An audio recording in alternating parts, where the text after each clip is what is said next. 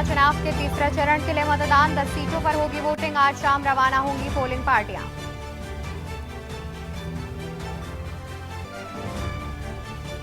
UP के 3 जिलों में सीएम योगी की ताबड़तोड़ रैलियां। उन्नाव, हरदोई, शाहजहांपुर का करेंगे दौरा। चौथे चरण में तीनों सीटों पर होना है मतदान। अमेठी रायबरेली की जुबानी जंग हुई तेज। दोनों जिलों में कांग्रेस करेगी प्रचार अभियान की शुरुआत। प्रियंका गांधी भरेंगी हुंकार। जौनपुर से धनंजय सिंह को बड़ा झटका। मायावती ने धनंजय की पत्नी श्रीकला रेड्डी का टिकट काटा। सिटिंग सांसद श्याम सिंह यादव भरेंगे पर्चा। राहुल गांधी और अखिलेश यादव की संयुक्त रैलियों के कार्यक्रम तय। दोनों नेता करेंगे साझा रैली। चुनाव प्रचार में सपा और कांग्रेस झोंकेगी ताकत। कानपुर में बदमाशों के साथ पुलिस की मुठभेड़। सिधौली गांव में पुलिस ने घेराबंदी कर पकड़ा। एक बदमाश के पैर में लगी गोली। 3 साथी अरेस्ट। कार कारतूस हथियार मिला। आप देख रहे हैं की न्यूज, खबरों का सारथी।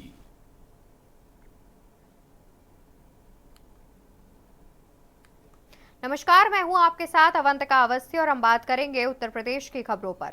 इसी बीच एक बड़ी खबर सामने आ रही है। खबर आपको बता देते हैं, जहां पर लोकसभा चुनाव का तीसरा चरण कल वोटिंग होनी है। उत्तर प्रदेश की करीब 10 सीटों पर कल मतदान किया जाएगा। लोकसभा चुनाव का तीसरा चरण कल और यूपी की 10 सीटों पर कल होगा चुनाव। संभल, आगरा, फतेहपुर सीकरी में होगी वोटिंग। फिरोजाबाद, मैनपुरी, एटा, हाथरस में किया जाएगा मतदान। फिरोजाबाद, मैनपुरी, एटा और हाथरस में किया जाएगा मतदान। बदायूं, आंवला और बरेली में होगी वोटिंग। 10 सीटों पर मतदान की तैयारियां हुई पूरी। कल सुबह 7 बजे से शाम 6 बजे तक की जाएगी वोटिंग। लोकसभा चुनाव का तीसरा चरण कल। यूपी की 10 सीटों पर कल किया जाएगा मतदान। संभल, आगरा, फतेहपुर सीकरी की सीटों पर वोटिंग होगी, तो वहीं फिरोजाबाद, मैनपुरी, एटा और हाथरस में भी वोटिंग की जाएगी।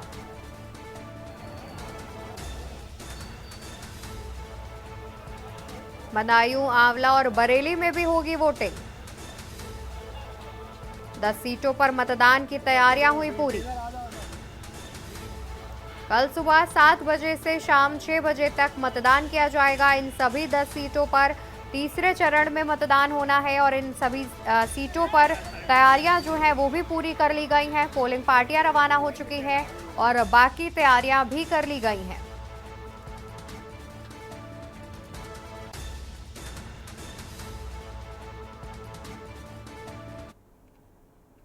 तो वहीं आपको तीसरे चरण के बड़े चेहरे दिखाएं, जहां पर शिवराज सिंह चौहान बीजेपी की ओर से उम्मीदवार हैं विदिशा सीट पर, और बरेली लोकसभा सीट की जंग की बात कर लें तो 3 बड़े चेहरे। वहीं आंवला लोकसभा सीट की जंग की बात कर लें तो ये 3 बड़े चेहरे हैं। और बदायूं लोकसभा सीट की जंग में ये 3 बड़े चेहरे, जहां बीजेपी, एसपी और बीएसपी की ओर से चुनावी मैदान में है। एटा की बात कर ले तो एटा में बीजेपी, एसपी और बीएसपी की ओर से ये 3 बड़े चेहरे चुनावी मैदान में है। मैनपुरी की बात की जाए तो बीजेपी से जयवीर सिंह, एसपी से डिंपल यादव, वहीं बीएसपी से शिव प्रसाद यादव चुनावी मैदान में है। ठाकुर विश्वदीप सिंह, अक्षय यादव, चौधरी बशीर फिरोजाबाद लोकसभा सीट की जंग में है। और राजकुमार चाहर, रामनाथ सिकरवार, रामनिवास शर्मा फतेहपुर सीकरी लोकसभा सीट से चुनावी मैदान में है। आगरा लोकसभा सीट पर एमपी सिंह बघेल, सुरेश चंद कदर्म और पूजा अमरोही चुनावी मैदान में है। संभल लोकसभा सीट की बात की जाए तो परमेश्वर लाल सैनी, जियाउर रहमान बर्क और सौलत अली इस बार मैदान में है। हाथरस की बात की जाए तो वहां पर अनूप वाल्मीकि, जसवीर वाल्मीकि, हेमबाबू धनगर चुनावी मैदान में है। तो तीसरे चरण में होने वाले चुनाव पर ये कुछ बड़े चेहरे थे। आपको बता दें कि तीसरे चरण में उत्तर प्रदेश की करीब 10 सीटों पर चुनाव होना है और इसके लिए सभी तैयारियां कर ली गई हैं। पोलिंग पार्टियां भी रवाना हो चुकी हैं। आपको बता दें कि इन 10 सीटों पर चुनाव होना है तीसरे चरण में, यानी कि 7 मई कल चुनाव होना है इन 10 सीटों पर।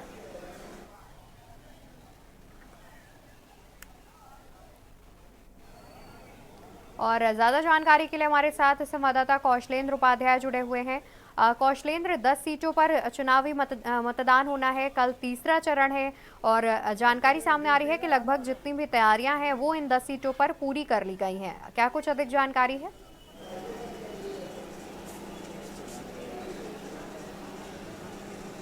जी बिल्कुल, देखिए कल सुबह 7 बजे से मतदान शुरू हो जाएगा। वहीं जो है समय कुछ मतदान बढ़ाने की जो बात चल रही थी, अभी उस पर भी निर्वाचन आयोग तरफ से कुछ जानकारी नहीं आई है। लेकिन जो है जो तैयारियां 10 सीटों पे जो है करनी थी, निर्वाचन आयोग ने पूरी तैयारी कर ली है। उस जो इलाके में जहां संवेदनशील बूथ हैं वहां पे तमाम फोर्स और पैरामिलिट्री फोर्स लगा दिया गया है। और जो सीट हॉट सीट जैसे कही जाए, जो मैनपुरी, क्योंकि समाजवादी पार्टी का गढ़ है, इन 10 सीटों में 9 सीटों पे भारतीय जनता पार्टी की जीत हुई है। और 2019 के जो इलेक्शन था उसमें से इन 10 सीटों में 9 सीटों पे बीजेपी के विनिंग सांसद हैं।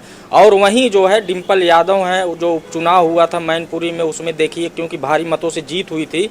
और जो है वहाँ पे जो है जो सीट इस बार जो है बहुत हार्ड मानी जा रही है, क्योंकि जो उत्तर प्रदेश सरकार में मंत्री हैं जयवीर सिंह, वो वहाँ से चुनाव लड़ रहे हैं।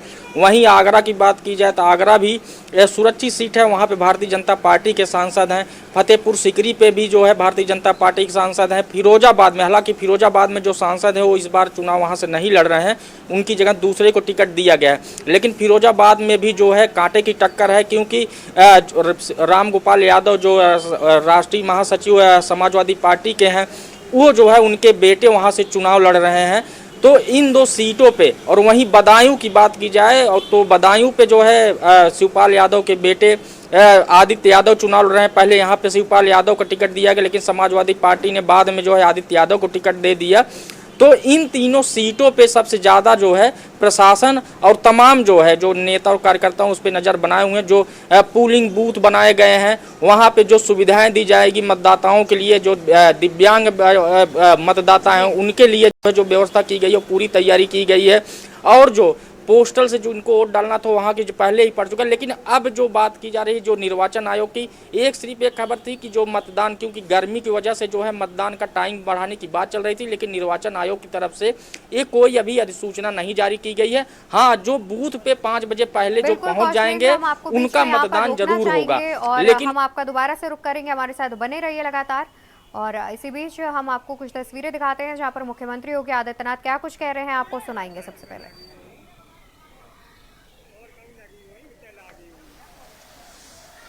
प्रधानमंत्री मोदी जी प्रखर राष्ट्रभक्त हैं और इसलिए वे प्रखर राम भक्त भी हैं। 500 वर्षों का इंतजार समाप्त करके अयोध्या धाम में रामलला फिर से विराजमान हो गए। अयोध्या की कायाकल्प हो गई। ये सब मोदी जी के नेतृत्व में, उनके मार्गदर्शन में ही संभव हो पाया। स्वाभाविक रूप से आज जो नई अयोध्या है, ये नई अयोध्या एक नई गाथा को हम सबके सामने भी प्रस्तुत करती है।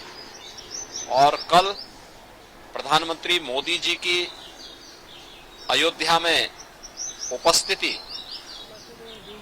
पूरी दुनिया और पूरे देश के राम भक्तों को अभिभूत कर रही थी और इसलिए पूरी अयोध्या वहां उमड़ी थी। लाखों की संख्या में श्रद्धालुजन थे, राम भक्त थे। वे सभी मोदी जी के अभिनंदन के लिए, स्वागत के लिए उत्सुक थे। और 1 लाख से ऊपर देश के भी अलग अलग कोनों से आए हुए श्रद्धालुजन, वे भी मोदी जी का घंटों इंतजार करते किए और फिर मोदी जी का उन्होंने स्वागत किया। तो यह तो मैंने पहले भी कहा कि यह संबंध राष्ट्रभक्त और राम भक्त का है। जो जितना प्रखर राष्ट्रभक्त होगा उतना ही प्रखर राम भक्त होगा, और जो जितना राम विरोधी होगा उतना वह राष्ट्र विरोधी होगा। कांग्रेस का यह आचरण जो उसके द्वारा लगातार राम भक्तों का अपमान करके मर्यादा पुरुषोत्तम प्रभु श्री राम के बारे में इससे पहले भी कांग्रेस ने जिस प्रकार की टिप्पणियां की थी, उन सभी टिप्पणियों को ध्यान में रख करके अगर हम देखें तो उसका यह आचरण दिखाता है कि यह वास्तव में न केवल राम भक्तों का अपमान कर रहे हैं बल्कि हमारे सनातन राष्ट्र का भी अपमान कर रहे हैं। और कांग्रेस ने कभी कोई ऐसा अवसर नहीं छोड़ा, कांग्रेस हो या समाजवादी पार्टी, जब उन्होंने देश के अंदर या दुनिया के अंदर भारत को अपमानित न कराया हो,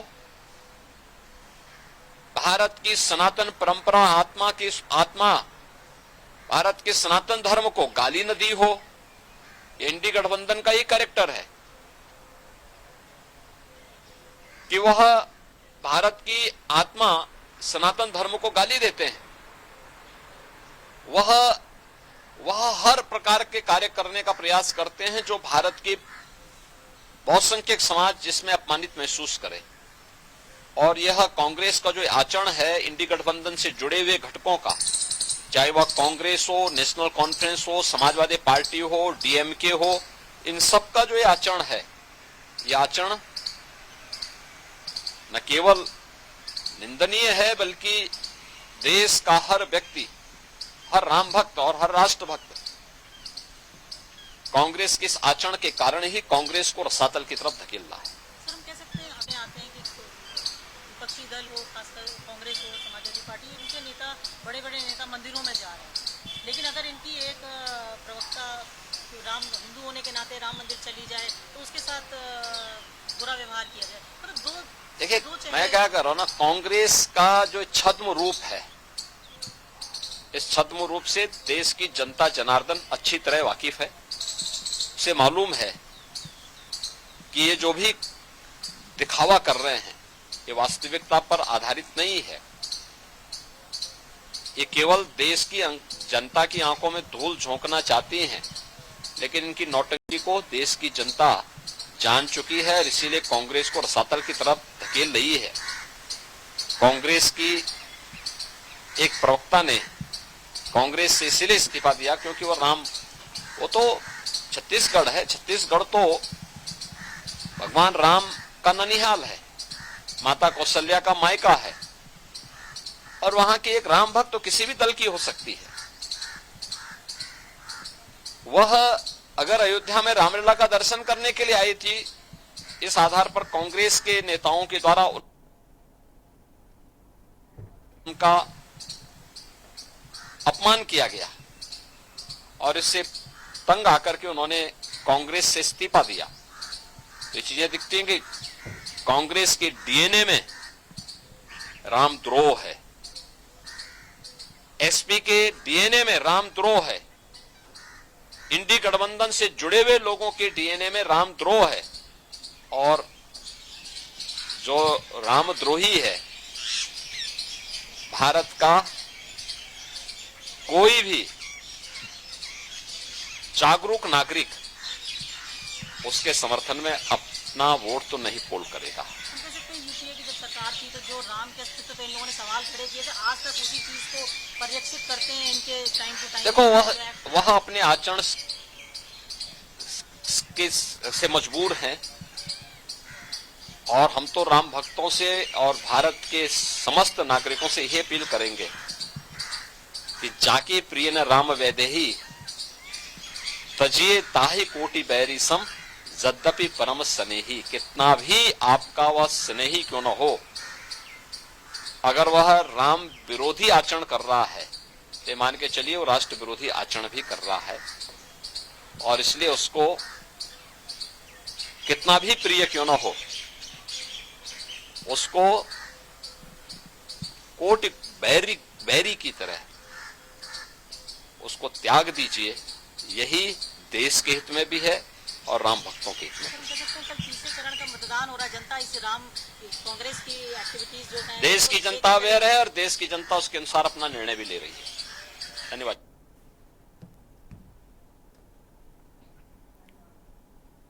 तो यहाँ आप सुन रहे थे मुख्यमंत्री योगी आदित्यनाथ को, जिन्होंने राम भगवान के मुद्दे पर लेकर के कांग्रेस और समाजवादी पार्टी और इसके अलावा इंडिया गठबंधन पर जो है तंज कसा। तो दोबारा से रुक कर लेते हैं हमारी खबरों का, जहां हम आपको बता दें कि कल यानी कि 7 मई को तीसरे चरण का चुनाव होना है। यूपी की 10 सीटों पर मतदान किया जाएगा, जिसको लेकर के जो तमाम तैयारियां हैं वो पूरी कर ली गई हैं और सुबह 7 बजे से लेकर के शाम 6 बजे तक मतदान किया जाएगा। फिलहाल गर्मी की वजह से जो मतदान की बात सामने आ रही है, मतदान के समय बढ़ाने की बात सामने आ रही है, उस पर अभी तक चुनाव आयोग ने कोई फैसला नहीं लिया है।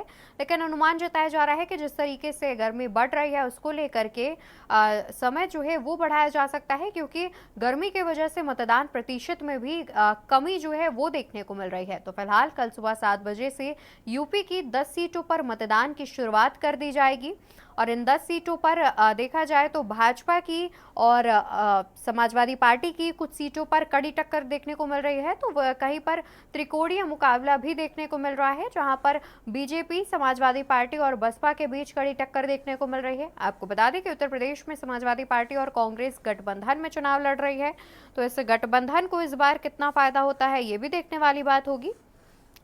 और फिलहाल कल चुनाव होना है, कल तीसरे चरण का मतदान होना है, जिसको लेकर के पोलिंग पार्टियां भी रवाना हो चुकी हैं और सभी तैयारियां जो हैं वो भी लगभग पूरी कर ली गई हैं। और तीसरा चरण होना है कल, जहां पर तीसरे चरण पर मतदान किया जाएगा। 10 सीटों पर चुनाव होगा। संभल, आगरा, फतेहपुर सीकरी, फिरोजाबाद, मैनपुरी, एटा, हाथरस, बदायूं, आंवला और बरेली, इन सीटों पर वोटिंग की जाएगी। 10 सीटों पर मतदान की सभी तैयारियां पूरी कर ली गई हैं। सुबह 7 बजे से लेकर के शाम 6 बजे तक वोटिंग की बात सामने आ रही है।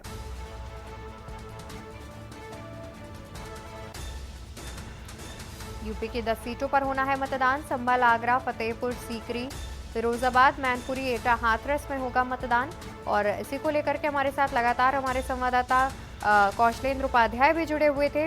कौशलेंद्र, देखा जाए तो जिस तरीके से आपने जानकारी भी दी कि इन सभी 10 सीटों पर जो है जितनी भी तैयारी है वो पूरी कर ली गई हैं और इसके अलावा जो मुकाबला है वो भी कहीं किन्हीं सीटों पर समाजवादी पार्टी और बीजेपी के बीच देखने को मिल रहा है, तो कुछ सीटों पर त्रिकोणीय मुकाबला भी हो गया है।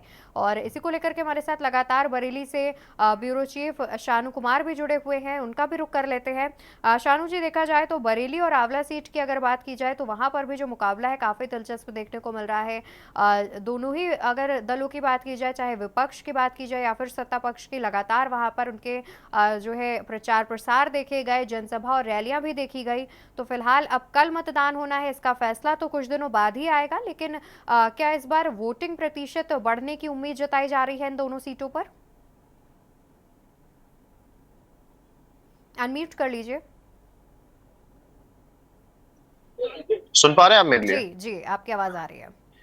देखिए अवंतिका, निश्चित तौर पर कल बरेली में तीसरे चरण यानी कि 7 मई कल को चुनाव होना है और बरेली की जो बरेली सीट है, शहर लोकसभा सीट और आंवला लोकसभा सीट, दोनों ही सीटों पर चुनाव होना है। लेकिन अहम बात यह है, जिला प्रशासन की तैयारियां पूरी हो गई हैं और कुछ ही देर बाद से बरेली की जितनी पोलिंग पार्टियां हैं उनको रवाना कर दिया जाएगा। और बरेली समेत बरेली और आंवला दोनों सीट की बात कर लिया तो करीब 3000 से ज्यादा पोलिंग पार्टियां जो है बूथों की कमान संभालेंगी और जितने भी मतदान केंद्र हैं उनको संभालेंगी। और साथ ही तौर पर बरेली में जिला प्रशासन ने जो है इस बार एक नई अहम पहल की है और उसको बहुत ही बेहतर तरीके से प्रयास किया गया है, जिसमें पिंक बूथ जो है बनाए गए हैं। और पिंक बूथ को पहले के अकॉर्डिंग यानी कि 2022 में जब विधानसभा चुनाव हुआ उस समय भी पिंक बूथ बनाए गए थे, लेकिन इस बार और बेहतर प्रयास किए गए हैं। वहां पर सिर्फ और सिर्फ महिलाएं जो होंगी वही कमान संभालेंगी, चाहे वो मतदान कार्मिक हो या फिर जो बूथ पर जो दिखाई देंगी वो भी सब महिलाएं होंगी और महिलाएं ही वहां पर वोट डाल सकेंगी। अगर चुनाव मतदान प्रतिशत की बात कर ली है तो कहीं ना कहीं जो बरेली में की बात करें या फिर और अन्य जिलों की बात करें जहां जहां चुनाव होना है, तो लगातार जिस तरीके से गर्मी का मौसम लगातार बढ़ रहा है तो कहीं ना कहीं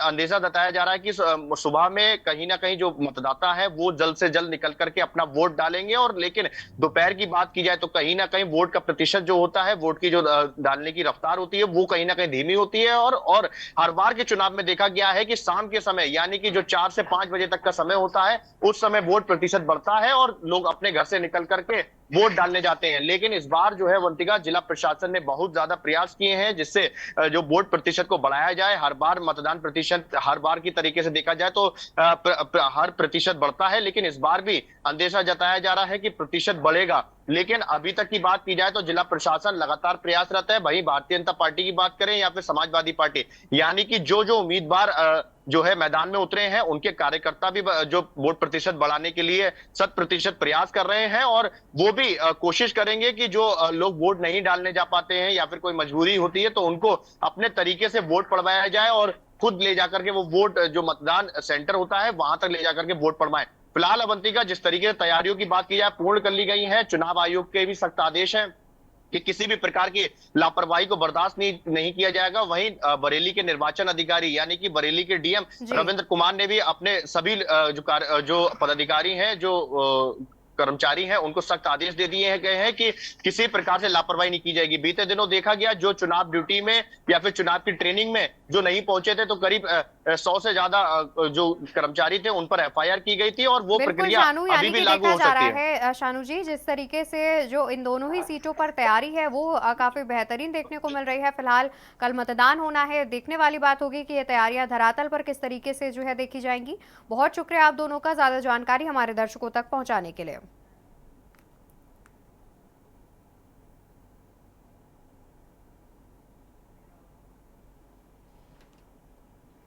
तो वहीं आपको बता दें कि 3 जिलों के दौरे पर आज मुख्यमंत्री योगी आदित्यनाथ उन्नाव, हरदोई और शाहजहांपुर का करेंगे दौरा। 12 बजे भगवंत नगर उन्नाव में जनसभा करेंगे, तो वहीं 1:40 पर शाहाबाद हरदोई में जनसभा करेंगे।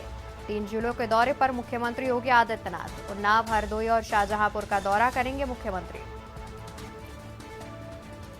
12 बजे भगवंत नगर उन्नाव में करेंगे जनसभा। 1:40 पर शाहाबाद हरदोई में जनसभा करेंगे।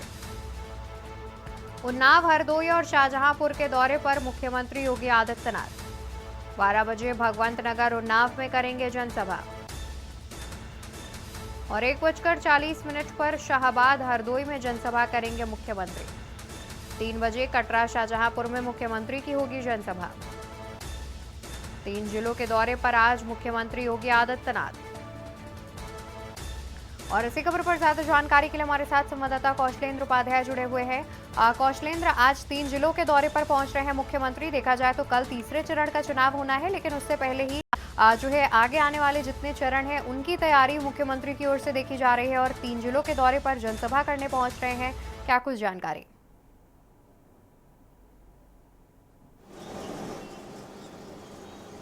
जी बिल्कुल, देखिए आपको बताएं कि जो शाहजहांपुर है वहाँ जो है चौथे चरण में, जो तीसरे चरण कल मतदान होगा उसके बाद चौथे चरण में अगर जो मतदान होगा उसमें शाहजहांपुर रहेगा। उसके बाद जो है उन्नाव और हरदोई भी जो है मतदान होना है। तो इन जगहों पे 3 जिलों में 3 लोकसभा क्षेत्रों में मुख्यमंत्री योगी आदित्यनाथ का दौरा है। वहाँ के जो प्रत्याशी हैं, हालांकि इस इन तीनों सीटों पे जो है भारतीय जनता पार्टी के ही जीते हुए प्रत्याशी हैं, वही फिर मैदान में भी हैं। तो इन लोगों के प्रचार प्रसार के लिए और जनसभा जो होगा, रोड शो होगा, उसके लिए कार्यक्रम वहाँ पे रखा गया है। मुख्यमंत्री योगी आदित्यनाथ पहले उन्नाव, उसके बाद हरदोई से फिर सीधा शाहजहांपुर के लिए उनका हेलीकॉप्टर पहुँच जाएगा, जहाँ पे जो है जनसभा का कार्यक्रम रखा गया है। लेकिन उन्नाव, क्योंकि उन्नाव नज़दीक है लखनऊ से, अगर देखिए जो उनके जो है लखनऊ से और उन्नाव के बीच की दूरी जो है, सिर्फ भगवंत नगर की जो दूरी है यहाँ से करीब आधा पौने घंटे का उनके लिए रास्ता है। तो वहाँ जाके वो जनसभा और रोड शो करने के बाद वो सीधा हरदोई वहाँ से बगल में निकल जाए, फिर हरदोई के बाद वो शाहजहांपुर में जनसभा को संबोधित करेंगे। बिल्कुल, और बहुत शुक्रिया कौशलेंद्र आपका ज़्यादा जानकारी हमारे दर्शकों तक पहुँचाने के लिए। तो आपको बता दें कि मुख्यमंत्री योगी आदित्यनाथ का 3 जिलों का दौरा है। उन्नाव, हरदोई और शाहजहांपुर के दौरे पर पहुंच रहे हैं मुख्यमंत्री। यहां पर जनसभा करते हुए नजर आएंगे। तो वहीं बता दें कि कन्नौज में आज सपा सुप्रीमो अखिलेश यादव करेंगे जनसंपर्क। इत्र नगरी में अखिलेश करेंगे मैराथन जनसंपर्क। कन्नौज में आज अखिलेश यादव करेंगे जनसंपर्क। इत्र नगरी में अखिलेश करेंगे मैराथन जनसंपर्क। 11:15 पर बोर्डिंग ग्राउंड पहुंचेंगे अखिलेश। हरदेवगंज सहित कई इलाकों में करेंगे जनसंपर्क। कन्नौज में आज सपा सुप्रीमो जनसंपर्क करने पहुंच रहे हैं। इत्र नगरी में अखिलेश यादव मैराथन जनसंपर्क करेंगे। बढ़ते हैं खबरों में आगे, जहां पर आज डिप्टी सीएम ब्रजेश पाठक का अमेठी दौरा। 11 बजे गोसाईगंज बाजार में करेंगे जनसभा। डिप्टी सीएम ब्रजेश पाठक का दौरा, जहां 11 बजे गोसाईगंज बाजार में करेंगे जनसभा। दोपहर 12:30 बजे शाहगढ़ गौरीगंज पहुंचेंगे। अमेठी में आज डिप्टी सीएम की होनी है 2 जनसभाएं।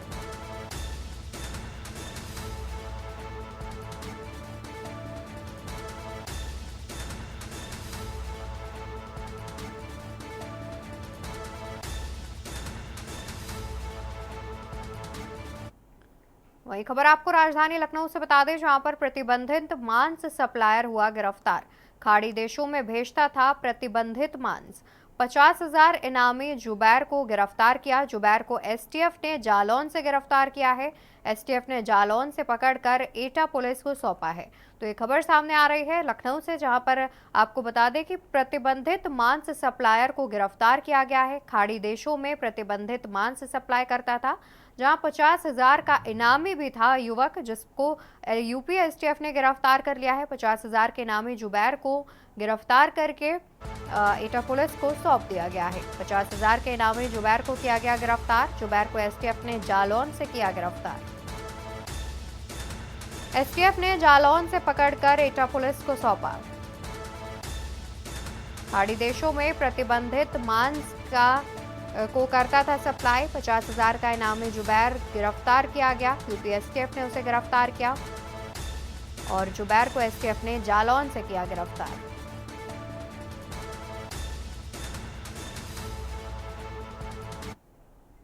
खबर मेरठ से आपको बता दें, जहां पर कुल्हाड़ी से काटकर युवक की गई निर्मम हत्या। हत्या कर युवक का शव खाली प्लाट में फेंका। हत्या कर युवक का शव खाली प्लाट में फेंका। शव के पास से कुल्हाड़ी और दराती मिली।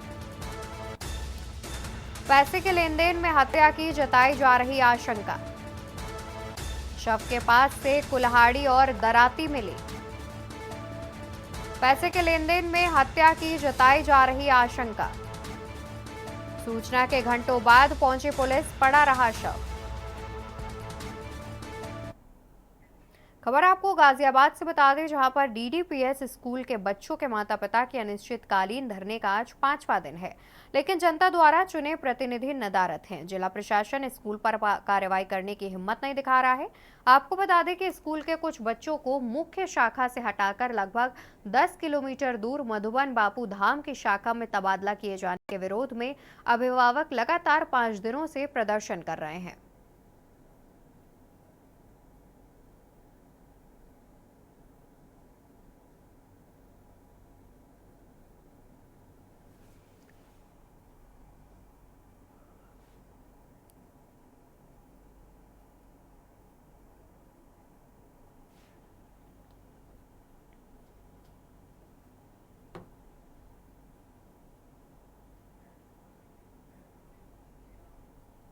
और उत्तर प्रदेश की खबरों में फिलहाल के लिए बस इतना ही। बाकी खबरों के लिए देखते रहिए के न्यूज इंडिया। नमस्कार।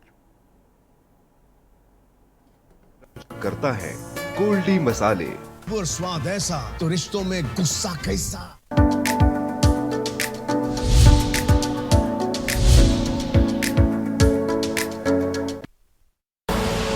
आप देख रहे हैं के न्यूज, खबरों का सारथी।